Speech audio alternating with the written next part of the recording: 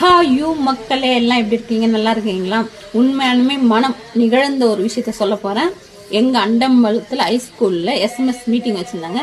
அந்த மீட்டிங்க்கு பேரண்ட் எல்லாருமே போயிருந்தோம். நானும் போயிருந்தேன் தான். அந்த மீட்டிங்ல சில நிறைய குறைபாடுகளெல்லாம் சொன்னாங்க. சாருங்களும் சொன்னாங்க, நாங்களும் சொன்னோம். அதுல முக்கியமா உங்கள் குறை என்ன, பேரண்டோட குறை சொல்லுங்கன்னு சொல்லியிருந்தாங்க. அதுல நாங்க 2-3 விஷயத்த சொல்லிட்டு வந்தோம். சொல்லிட்டு வந்த உடனேங்க சரிங்கன்னு சொன்னாங்க.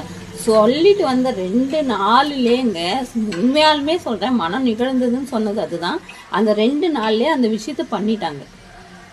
மெயினா லேடிஸ் பாத்ரூம்ல தண்ணி வசதி இல்லாம இருந்துச்சு, ஜென்ஸ் பாத்ரூம்ல தண்ணி வசதி இல்லாம இருந்துச்சு. மக்களே இல்லாம இருந்துச்சு. அந்த ஸ்கூல்ல லோகநாதன் சொல்லிட்டு சாரு உண்மையாலுமே எங்க இருந்தாலும் மேஸ்திரி விடவே கூடாதுன்னு சொல்லிட்டு கண்டுபிடிச்சு கூட்டிட்டு வந்து அந்த விஷயத்த 2 நாளுக்குள்ள சரி பண்ணிட்டாங்க.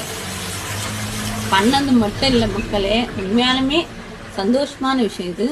எனக்கும் கால் பண்ணி சொல்லி ரெடி ஆயிடுச்சுங்க, நீங்க வந்து பாருங்கன்னு பேரண்ட்டை உண்மையாலுமே அந்த ஸ்கூல்ல எச்சமா இருக்கட்டும், சாருங்களா இருக்கட்டும், எல்லாருமே முக்கியத்துவம் கொடுத்து, பேரண்ட்ஸ் பேச்சுக்கு முக்கியத்துவம் கொடுத்து அந்த வேலை செய்கிறாங்கன்னா எவ்வளோ பெரிய விஷயம் இல்லைங்களா?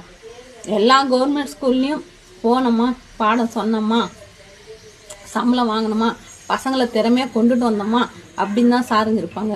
ஆனால் அண்டம்பலத்து ஹைஸ்கூலில் பசங்க திறமை விட நம்ம ஸ்கூலும் முக்கியம். ஸ்கூலு நம்ம இருக்கிற இடம் நீட்டாக இருந்தால் தான் அங்கே வசிக்கிற நாமளும் நல்லா இருக்க முடியும். அந்த குணத்தை கொண்டவங்க எங்கள் அண்டம்பலத்து ஹைஸ்கூலில் இருக்கிற சாருங்க, எச்சம்ங்க எல்லாருமே.